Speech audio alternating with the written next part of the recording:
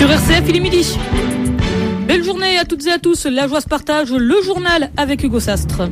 Bonjour à tous. L'actualité, c'est l'ouverture imminente de la 86e foire internationale et gastronomique de Dijon. Nous verrons que cette foire est l'occasion de renforcer les liens avec le land allemand Rhénanie-Palatinat. Arrêtez de fumer, c'est difficile, tout seul encore plus. Moisson Tabac commence demain et vous aide à arrêter de fumer. Dans le 2 minutes Info Plus, nous évoquerons l'accueil des migrants. Dans la météo du jour, il va faire beau, mais frais. J-1 avant l'ouverture au public de la 86e foire internationale et gastronomique de Dijon. 13 jours, 6 nocturnes, 600 exposants pour un peu moins de 170 000 visiteurs espérés. La 6e foire de France se porte bien et cette année, l'hôte d'honneur est la Rhénanie-Palatinat. Pour l'occasion, le land allemand jumelé avec la Bourgogne depuis 6 décennies met les petits plats dans les grands. Tim Mayer est consul honoraire d'Allemagne et directeur de la maison de Rhénanie-Palatinat à Dijon. Il a évoqué au micro de Christophe Lapostole les spécialités à découvrir sur le pavillon de l'hôte d'honneur. Alors il y a les spécialités bien sûr gastronomiques, donc il y a des choses que vous connaissez tous un peu, des bretzels, des choses comme ça. Après il y a des vins qui sont des spécialités si j'ose dire, c'est le Riesling qui est au bord de la Moselle ou au bord du Rhin, qui est cultivé là-bas. Il y a même une jeune génération qui s'appelle Génération Riesling, des jeunes vignerons qui est en train de promouvoir d'une autre façon qu'avant le Riesling. On peut manger avec le gastronome qui sera là, qui s'appelle Andreas Stüber. On va manger un bœuf, pas un bœuf bourguignon, un bœuf rhéno-palatin en Riesling. Qu'est-ce qu'on fait encore? Il y a à Mayence, quand vous êtes dans les Wiestub, vous mangez du Spundekäse, c'est du fromage blanc avec du poivron et vous typez dedans les petits bretzels et c'est assez bon et ça accompagne bien le vin. La foire internationale et gastronomique de Dijon ouvre demain, et ce, jusqu'au 13 novembre. Le pape François est en visite en Suède, à Lund et à Malmö. L'objectif de ce voyage est de célébrer les 500 ans de la réforme protestante. Il s'agit donc d'un voyage œcuménique salué par le pasteur Martin Junge. Monseigneur Franco Buzzi estime quant à lui sur Radio Vatican qu'en allant en Suède, le pape ne célèbre pas la division, mais la volonté de réunion qui dépasse une mentalité fondée sur l'affrontement polémique. Bonne nouvelle pour les chrétiens d'Irak. Monseigneur Petros Mouch, archevêque catholique de Karakosh, a pu célébrer une messe dimanche, la première depuis 2 ans. Karakosh, la plus grande ville chrétienne d'Irak, était en effet entre les mains de Daesh depuis août 2014. Christiane Barré, la préfète de Bourgogne-Franche-Comté, a autorisé la construction de 6 éoliennes et de 3 structures électriques de livraison à Orin, au nord de la Côte d'Or. Une partie de la population s'opposait à ce projet, dénonçant une pollution visuelle et sonore. Le maire d'Orin, Michel Borderel, y était quant à lui favorable. La Côte d'Or compte 212 éoliennes pour une capacité de 478 MW. L'installation de ces nouvelles éoliennes est un moyen pour la préfète d'atteindre l'objectif de 2100 MW en Bourgogne-Franche-Comté pour 2020. En novembre, on arrête ensemble. C'est le slogan de la première édition de Mois sans tabac qui va se dérouler tout le mois de novembre. Mois, M-O-I-S, mais aussi M-O-I, pour insister sur l'expérience personnelle d'arrêter pendant 1 mois le tabac. Mais cette expérience personnelle est aussi une expérience collective, puisque c'est le soutien du groupe qui permet d'avoir la motivation d'arrêter de fumer, comme l'explique le docteur Jean-Loup Dureau, médecin coordinateur de tabagie en Bourgogne. Alors sur le terrain, c'est un grand défi collectif.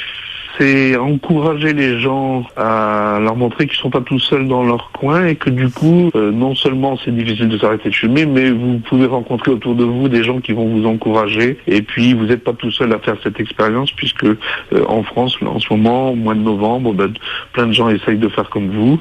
Donc, c'est un défi collectif qui a pour but de faciliter ce qu'on appelle l'engagement motivationnel. 60% des fumeurs, en gros, sont assez d'accord sur l'idée dans leur tête, en tout cas, de l'arrêt du tabac un jour. Et puis après, quand on leur dit est-ce que ça sera dans 6 mois, alors là, ils disent oh non, pas tout de suite, dans 6 mois plus tard. C'est le phénomène de procrastination classique dans les dépendances. Et le mois sans tabac est là pour dire pourquoi pas maintenant. Donc, vous voyez, une espèce de thérapie cognitive et qui engage les gens puisqu'ils vont s'inscrire sur le site de Tabac Info Service en disant ok, je veux bien faire un essai, et tous ensemble, il y aura des gens qui vont s'inscrire pour dire je veux bien aider et d'autres je veux bien le faire. Le docteur Jean-Loup Dureau était au micro de Margot Brisson de RCF en Franche-Comté. Arrêter le tabac pendant un mois multiplierait par 5 les chances d'arrêter de fumer. La dépendance ainsi que les symptômes du manque seraient en effet moins forts au bout de 30 jours. À noter que 73 000 personnes meurent chaque année en France du tabac. 6 personnes ont été mises en examen hier dans l'affaire Jacqueline Vérac, cette riche hôtelière niçoise qui avait été enlevée la semaine dernière. Elles ont été mises en examen pour enlèvement, séquestration et extorsion. Elles risquent la réclusion criminelle à perpétuité. Une 7e personne a été mise en examen. Il s'agit d'un détective privé qui aurait été au courant de l'affaire mais qui n'aurait pas averti la police. Il risque 5 ans d'emprisonnement. La jungle de Calais doit être complètement détruite aujourd'hui. François Hollande a estimé ce week-end que l'évacuation des 5000 migrants volontaires s'était déroulée dans les meilleures conditions. Il a également promis la fin des camps de migrants. Il reste cependant encore des mineurs restés à Calais mais hébergés dans des centres d'accueil provisoires qui souhaitent aller en Angleterre. À Dijon, les premiers migrants devraient arriver aujourd'hui. François Hollande a reconnu ce week-end l'internement de tziganes pendant la Seconde Guerre mondiale en France. La République reconnaît la souffrance des nomades qui ont été internés et admet que sa responsabilité est grande dans ce drame, a-t-il affirmé à Montreuil-Bellay en Maine-et-Loire. Le camp de Montreuil-Bellay était le plus grand des 31 camps. 0-0, c'est par le plus petit des scores que se sont neutralisés hier en 11e journée de Ligue 1, Dijon et Bastia. Ce match nul permet cependant au DFCO de monter au classement en étant 12e avec 13 points. De son côté, Auxerre a perdu à domicile 4-0 face à Niort. Auxerre est dernier de la Ligue 2 avec 9 points après 13 journées. Tout de suite, c'est le 2 minutes Info Plus Solidarité qui est consacré cette semaine au démantèlement de la jungle de Calais. 3 communes de la Côte d'Or devraient d'ailleurs accueillir des migrants dans des CAO. Bernard Carretta, vous êtes le président de Uriops Bourgogne-Franche-Comté. Au micro de Christophe Lapostel, vous expliquez que cette opération vous préoccupe et vous intéresse. Oui, il me préoccupe et il m'intéresse. J'étais très inquiet. Depuis la suppression de Sangatte, cet afflux de migrants coincés à Calais parce qu'on a des accords avec l'Angleterre qui empêchaient à ces personnes de passer et d'aller dans l'endroit où ils voulaient aller, c'est-à-dire en Angleterre.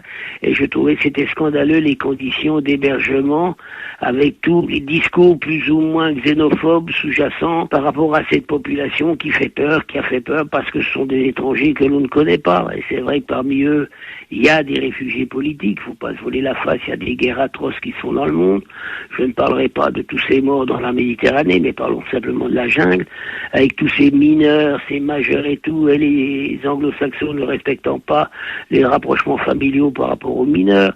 Et on avait là des milliers d'individus dont le gouvernement a pris conscience et à un moment donné a dit il faut faire quelque chose et que ce n'est plus supportable. Et c'est vrai que sur le principe de permettre à ces personnes de quitter la jungle de Calais et d'être orientées dans des centres d'accueil d'urgence et d'orientation leur permettant d'avoir des conditions de vie décentes me paraît une bonne chose.